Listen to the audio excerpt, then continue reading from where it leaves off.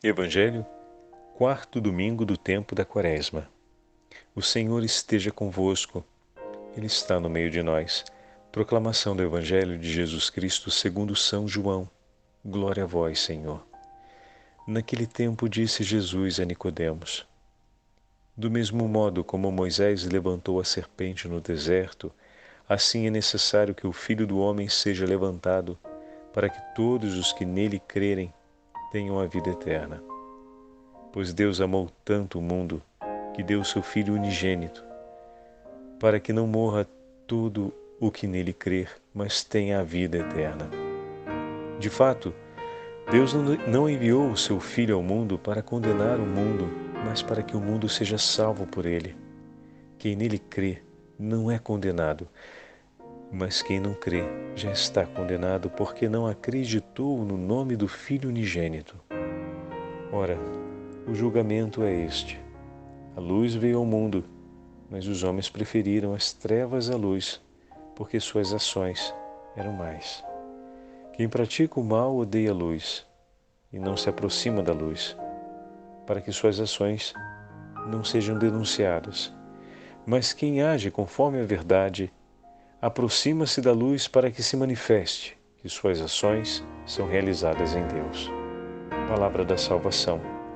Glória a vós, Senhor. Domingo da quarta semana do tempo da Quaresma, em nome do Pai, do Filho e do Espírito Santo. Amém. Queridos irmãos e irmãs, esse domingo também é conhecido como Domingo da Alegria, o domingo do grande anúncio da alegria. Alegra-te, Jerusalém. Na primeira leitura da missa de hoje, compreendemos a alegria do povo de Israel pela libertação do exílio. Mas existe uma grande dramaticidade na primeira leitura de hoje. Quem teve a oportunidade de já ler ou ouvir a primeira leitura de hoje, do livro das Crônicas, vemos a narrativa da trágica experiência do povo de Israel que chegou ao ponto de desprezar as palavras de Deus. E diz o texto com muita propriedade, é denso. Diariamente o Senhor enviava seus mensageiros e admoestava-os com solicitude, porque tinha compaixão deles. Mas eles zombavam dos enviados de Deus, desprezando suas palavras, até o furor do Senhor se levantar contra ele, contra o seu povo, e não houve mais remédio. Forte o texto, mas Deus não desistiu de sua misericórdia por seu povo. E por terem abandonado a Deus, não ouvindo, é importante esse detalhe do não ouvir, porque está diretamente associado à citação que Jesus faz hoje no Evangelho. O povo fechou os ouvidos para a palavra de Deus e para a palavra dos profetas, ou seja, para a palavra de Deus anunciada pelos profetas. E dessa forma o seu coração se tornou de tal forma duro e impiedoso que eles se levantaram com hostilidade contra Deus e passaram até mesmo a odiá-la. Eis que a fúria do Senhor se abate sobre eles e uma grande tragédia acontece, não para colocar em perdição absoluta o povo, mas para levar o povo de Israel à conversão. Deus não se escandaliza com a tragédia que se abate sobre o seu povo, pois ele permanece amando. Essa tragédia do exílio, na verdade, é um grande chamado à conversão. Arrependei-vos dos vossos pecados e eu vos perdoarei. A única esperança, porque o arrependimento é empenhativo, hein? Não é uma coisa simples. Arrepender-se é admitir não apenas o próprio erro, mas a necessidade de mudar de direção na vida. Isso pode significar reorientar todo o seu modo de interpretar o mundo, de ver as coisas, de pensar a própria vida e de dar significado àquilo que acontece nela. Então é muito empenhativo. A conversão não é uma tarefa fácil. Ela se torna possível e aceitável, apesar de toda a sua exigência, porque o Senhor nos dá a certeza do seu perdão. A todo aquele que se arrepender, a misericórdia do Senhor o socorrerá. O Senhor é misericordioso por todos nós, mas tomaremos parte na sua infinita misericórdia quando acolhermos o chamado à conversão. Isso temos meditado juntos e ontem vimos de maneira muito significativa naquela parábola contada pelo Senhor a respeito do publicano e do fariseu, a infinita misericórdia de Deus por nós. Que na segunda leitura de hoje, São Paulo aos Efésios recupera dizendo: Deus é rico em misericórdia, por causa do grande amor com que nos amou. Quando estávamos mortos por causa das nossas faltas, Ele nos deu a vida em Cristo. Olha que maravilha! Deus não quer a morte do pecador.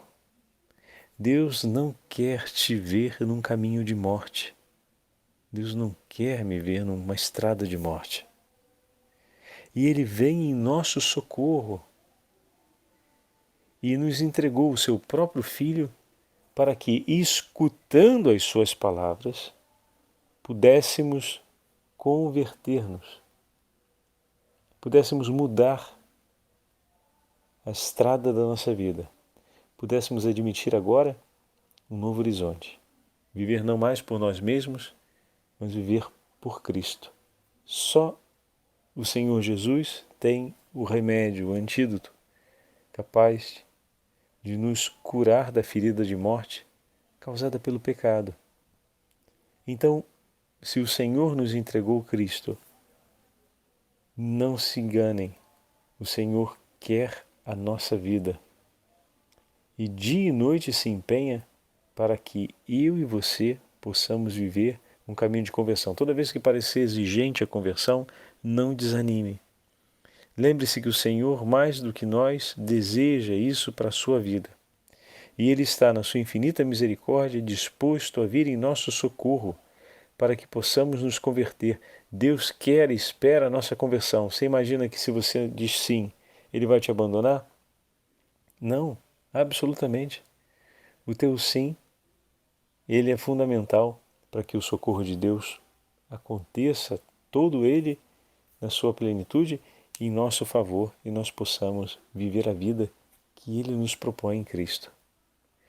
Por que o padre fez a referência da importância do texto, desses detalhes, para entendermos o Evangelho de hoje? Jesus recupera uma imagem que aconteceu com o povo de Israel no deserto, das serpentes venenosas que, por conta do povo que, olha aí, não ouvindo Moisés, ignorou a voz do Senhor e com murmurações não apenas fecharam os ouvidos, mas o coração deles se enriqueceu de hostilidade contra Deus. Eles se levantaram em rebelião contra Deus, acusando Deus de ser o autor do sofrimento deles. E desse modo, olha aí se repetindo a cena da primeira leitura, que levou o povo de Israel ao exílio da Babilônia, com um coração duro por conta dos próprios pecados, porque abandonaram a lei de Deus, não ouviram mais o Senhor, fecharam os ouvidos para o Senhor, então com isso se depauperou até a inanição o dom da fé, e sobrou apenas a rebelião e a hostilidade contra Deus, ou seja, voltaram à mesma atitude de Adão, de não ouvir ao Senhor e, por fim, acusar o Senhor de ter realizado mal contra ele, caíram no pecado. O Senhor então envia as serpentes venenosas que picam o povo e o povo começa a morrer. Aí ele diz a Moisés: coloca uma serpente no alto da haste, e todo aquele que olhar para a serpente será salvo. Para entendermos melhor o valor cristológico desse texto, nós vamos recorrer a Santo Efrém, diácono da Igreja, que nos escreve a respeito desse texto e nos ajuda a compreender o simbolismo. Mas antes de lermos Santo Efrém, já temos claro, a partir da própria declaração do Senhor que ouvimos no Evangelho de hoje, o caminho a admitirmos. É preciso que nós voltemos a ouvir a palavra do Senhor. Esse é o grande anúncio da alegria. Deus fala conosco. Deus quer a nossa salvação e permanece falando conosco. No Salmo de hoje, ouvíamos a afirmação que se prenda a minha língua ao céu da boca. Tenta empurrar a sua língua contra o céu da boca e vê se você consegue dizer uma única palavra sequer. Fica difícil até de sonorizar uma vogal, quanto mais dizer uma palavra.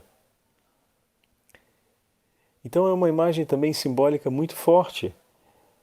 O homem que perdeu a fé não tem uma palavra capaz de ser proclamada. Ele não consegue declarar nada a seu próprio respeito.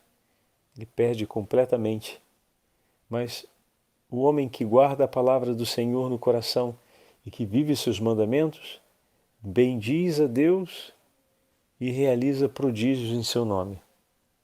Anuncia aos povos a salvação e proclama em alta voz: reina o Senhor.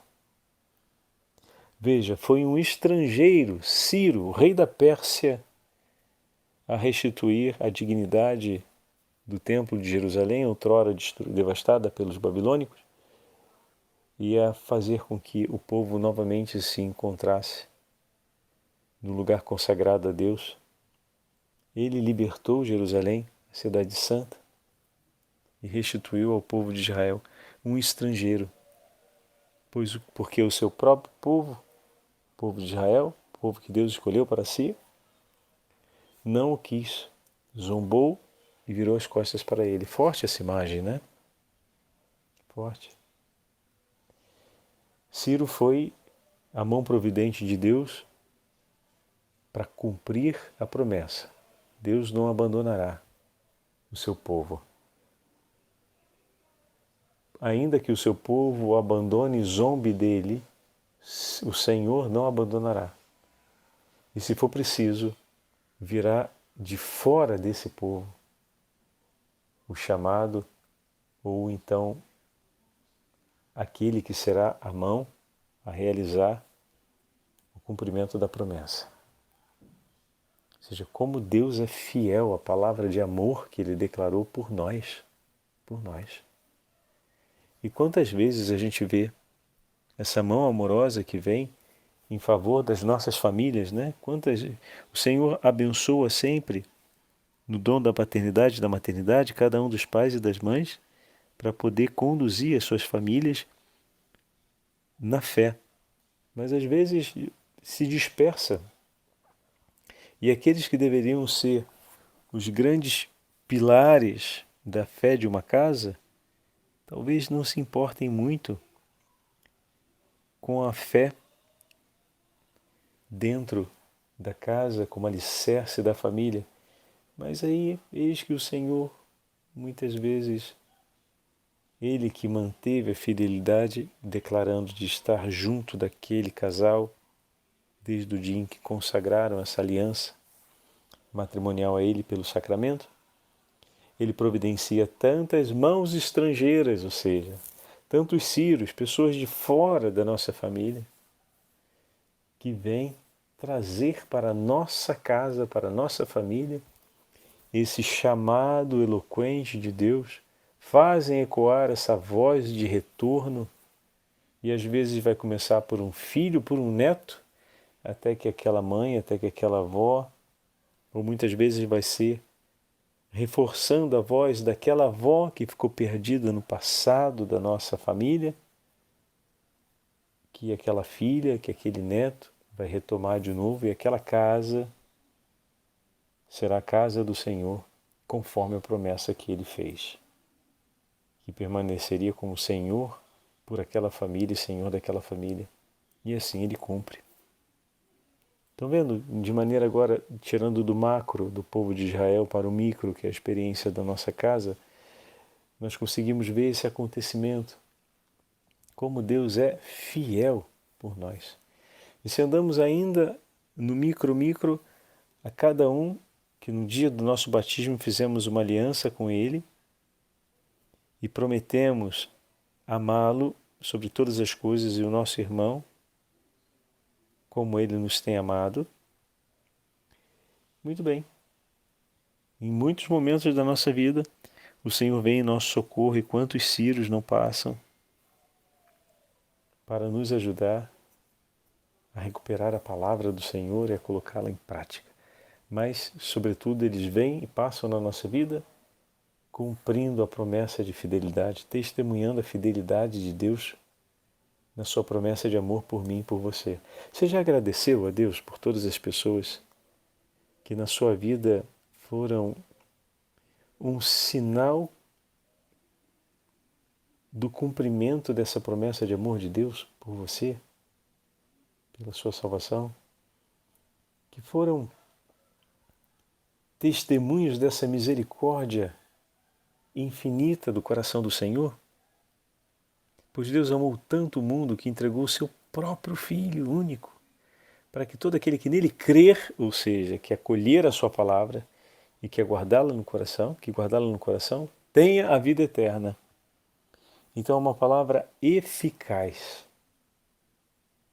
Essa palavra que o Senhor entrega, ele a entrega para um acontecimento, para assegurarmos algo que merece estar na nossa vida. A vida eterna, tão desejada por todos nós, não é possível pelo esforço de nenhum, somente por dom da misericórdia do Senhor. Agora também, como vai dizer Santo Agostinho, diante de um testemunho como esse de amor, ficar parado realmente é loucura. É preciso que nos lancemos nos braços do Senhor. Essa é a grande alegria. O Senhor está de braços abertos para nos receber. Vamos dar uma olhada na imagem a respeito da serpente, como Santo Efrem a apresenta para nós. Diz ele: quando o povo de Israel pecou no deserto, Moisés, que era profeta, ordenou aos israelitas que fixassem uma serpente a uma cruz para matarem o pecado. Eles tinham de olhar para a serpente, porque fora por meio de serpentes que os filhos de Israel tinham sido castigados. E por que razão o foram por meio das serpentes? Olha que interessante, ele vai começar agora a interpretar por que Deus se valeu das serpentes como símbolo para esse castigo, ou seja, para esse chamado à conversão do povo de Israel. Porque tinham renovado a conduta dos nossos primeiros pais, a conduta de Adão e de Eva. Tinham pecado comendo o fruto da árvore, ou seja, tinham desobedecido a Deus, como já falamos no início da meditação. Não mais deram ouvidos ao que Deus disse e decidiram fazer o que queriam da própria vida. E deu no que deu. Então, os israelitas tinham murmurado por causa da comida e começaram a proferir queixas porque não tinham legumes. Não sou eu que falo, hein? É Santo Efrem. É o cúmulo da murmuração murmurar pela falta de legumes. Mas, por isso, tinham sido libertos de uma escravidão terrível, estavam sendo conduzidos por Deus depois de tudo o que fizeram. O Senhor tinha colocado ao lado deles Moisés, a quem amava como um amigo, diz a Sagrada Escritura, pois ele contemplava a face do próprio Deus Que grande privilégio ter um homem assim perto. E não obstante tudo isso, murmuravam porque não tinham legume para comer. Mas rapaz, é dose, hein? O Salmo atesta, escreve São Santo Efrem, eles revoltaram-se contra o Altíssimo no deserto. Ora, também no paraíso tinha sido a serpente a dar início à murmuração de Eva diante da palavra do Senhor. Os filhos de Israel aprenderiam assim que a mesma serpente que tinha conspirado para levar à morte Adão, conspirara igualmente para matar também a eles, levando-os a murmurar contra Deus e a opor-se ao que Deus lhes dissera. Por isso Moisés suspendeu-a em um madeiro, a fim de que ao vê-la eles fossem conduzidos por semelhança a recordar-se da árvore. Com efeito, aqueles que para ela voltavam os seus olhos eram salvos. Não por causa da serpente, naturalmente, mas por se terem convertido, ou seja, olhando para a serpente, recordavam-se dos seus pecados. Por terem sido mordidos, arrependiam-se e voltavam a ser então salvos. A sua conversão transformava o deserto em uma morada de Deus. Transformava o lugar hostil por onde a serpente passa, lugar da hostilidade contra o homem para a rebelião contra Deus, agora se tornava morada de Deus. Pois ali, naquele deserto, se selava uma aliança de misericórdia. Deus oferecia ao seu povo o antídoto. Oferecia por eles a cura. Então, por isso, Jesus toma essa imagem tão significativa. Como Moisés levantou a serpente no deserto, assim é necessário que seja levantado o Filho do Homem. E essa é a imagem que o Senhor toma para nós no dia de hoje. O povo pecador tornava-se assim pela penitência, que era o ato de olhar para a serpente,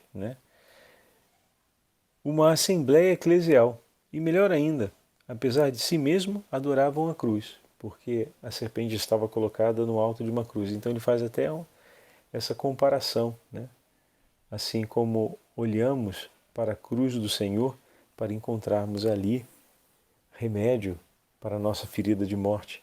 Ela é o testemunho da misericórdia de Deus, mas é ao mesmo tempo antídoto para curar-nos da morte. Esse quarto domingo da Quaresma nos chama ardentemente a termos profunda atenção e escuta à palavra de Deus.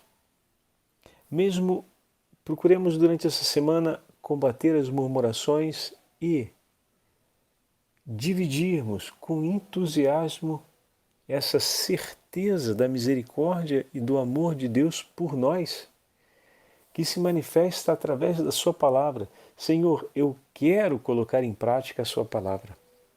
Quero, Senhor, eu quero, me ajuda-me a colocar em prática a sua palavra. Eu creio, Senhor, na sua infinita misericórdia e me entrego totalmente nas mãos do Senhor. Eu creio e espero no nome de Jesus. Ajuda-me, Senhor, a caminhar em comunhão contigo todos os dias da minha vida. E esse, como o padre falava, é o domingo da alegria, porque assim Deus o quer. E assim, desde toda a eternidade, Ele sonhou que pudéssemos e desejou e nos criou para que pudéssemos viver assim, unidos dessa forma. Vai dizer Santo Agostinho que é importante que nos esforcemos, porque o Senhor não apenas nos disse que é possível alcançar a verdade e a vida, mas que Ele próprio se fez caminho para isso. Quem não quer viver na verdade? Quem não quer ter vida perene e eterna?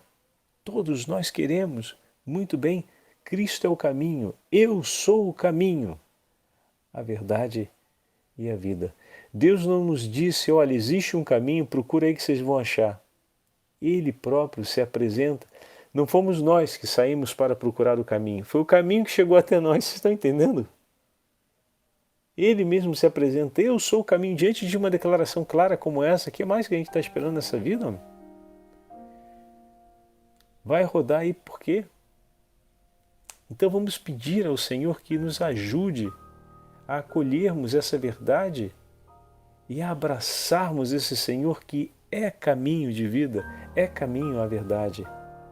E com Ele reinaremos e com Ele participaremos da alegria eterna. O Senhor esteja convosco, Ele está no meio de nós. Pela intercessão de São José e da Santíssima Mãe de Deus, abençoe-vos o Deus Todo-Poderoso, Pai, Filho e Espírito Santo. Amém.